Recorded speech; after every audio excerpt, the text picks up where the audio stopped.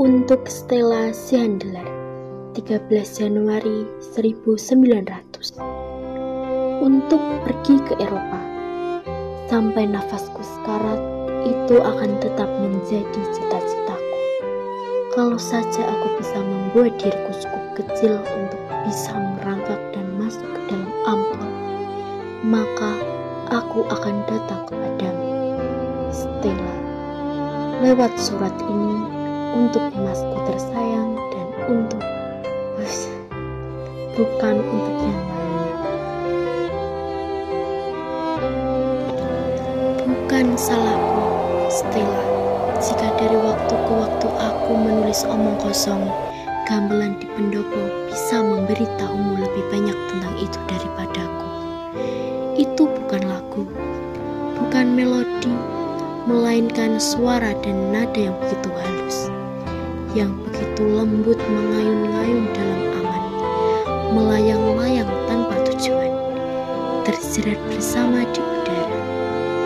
Tapi pada saat sama juga betapa menawannya, betapa mengharukan dan indahnya. Tidak, itu bukan suara dari dentingan logam, kuningan, atau kayu gamelan. Itu adalah suara jiwa-jiwa manusia yang berbicara kepada kami. Terkadang mengeluh, terkadang menangis, dan sesekali tertawa bahagia. Dan jiwaku lantas tersapu ke atas bersama dengan bisikan-bisikan itu.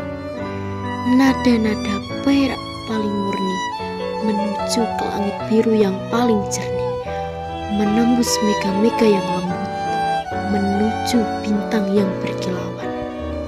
Kemudian ku dengar suara-suara rendah dan dalam berbisik di telingaku, dan mereka membawaku melewati lembah yang gelap, jurang yang dalam, menembus hutan yang suram, hutan belantara yang tak tertembus. Serta merta jiwaku gemetar dan menciut antara rasa takut dan sakit dan aku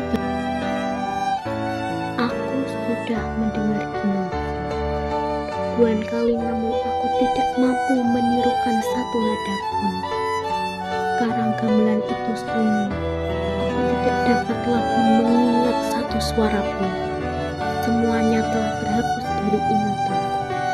Suara-suara elegi yang membuatku amat bahagia itu dan melankolis bersama. Aku tidak dapat lagi mendengar Kinazi tanpa merasa sangat tersentuh. Hanya butuh sedikit nada pengantar yang indah itu, dan aku akan langsung berada di bawah mantranya. Aku tidak ingin mendengar lagu yang memilukan hati itu, namun aku harus mendengarkan suara-suara yang membisikkan masa lalu itu, masa depan, dan seolah-olah nafas dari nada-nada perak itu bergetar, menerbangkan tabir yang menyembunyikan masa depan yang misterius. Dan seterik siang hari, bayangan masa depan melintas di hadapan mata pikiranku.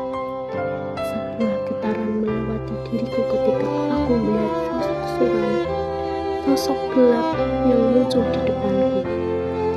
Aku tak ingin melihat, tapi mataku tetap terbuka, dan di bawah kakiku melangah sebuah jurang kehaman yang dalam. Tetapi jika ku tatap ke atas langit, langit biru yang jernih melengkung di atasku, yang sinar mentari keemasannya bermain-main dengan awan halus kecil, membuat hatiku bercahaya. Beginilah, apakah kamu sudah yakin betapa bodohnya dan tidak masuk akalnya aku? Betapa banyak omong kosong yang telah aku timbul sekali lagi. Tapi cukup, sekarang aku akan mencoba berbicara dengan bijaksana. Sebagai orang normal, seorang bodoh yang terlalu sensitif akan kita larang dari perusahaan kita. Bukan begitu, Stella?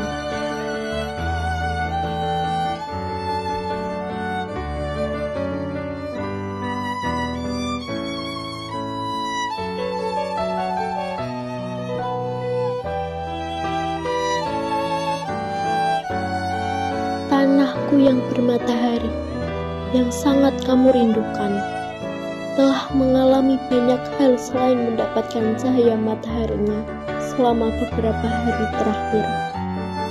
Ada hujan badai yang mengerikan setiap hari, dan Ahad pekan lalu, sungai Jepara meluap, membanjiri banyak desa dan kotaku dengan airnya yang merah kecoklatan. Dan pagi ini, benar-benar terjadi badai mengerikan. Betapa angin begitu berkuasa. Di halaman kami, beberapa pohon tumbang, dahan-dahan kuat patah, tak ubahnya batang korek api dan hanya tersisa beberapa batang akar kelabu dari pohon kol Belanda yang indah. Betapa sangat menderitanya kampung-kampung itu. Seluruh atap rumah tertiup angin. Romo sedang mengadakan inspeksi hari ini. Sekali lagi, beberapa rumah di tempat terpencil di wilayah pengawasan Romo terendam banjir. Akhir-akhir ini, Romo sangat sibuk. 1 hari lantaran banjir, kemudian gempa bumi, dan lain harinya karena badai. Sebuah pohon randu besar baru-baru ini tumbang di jalan umum, dan 2 orang pejalan yang tertimpa berhasil dikeluarkan dari bawahnya. Hancur total. Sepanjang siang dan malam, kami mendengar laut mengaum dan mengaum.